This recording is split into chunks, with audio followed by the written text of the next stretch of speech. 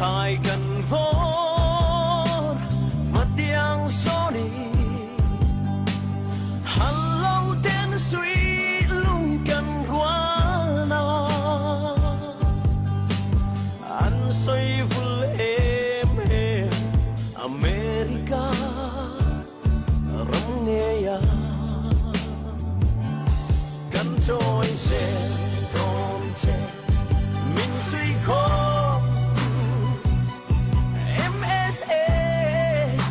Kazannoya, West Virginia, Indiana, Iowa, North Carolina, New York, Georgia, Maryland. Dẫu phải lên quang tin, sẽ sang môi nước ba cân ta lên.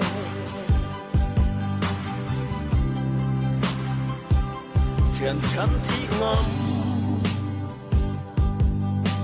Dẫu phải lên dòng tên cột chùa gần ra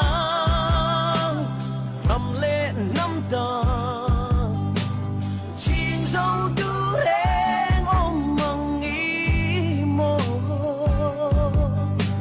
anh xoay với em America rắm nghe ya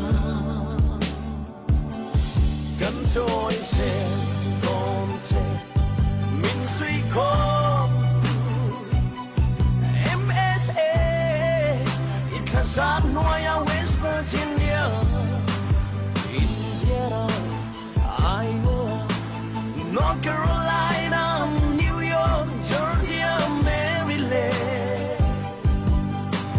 Dẫu phải lên quang tin sẽ sang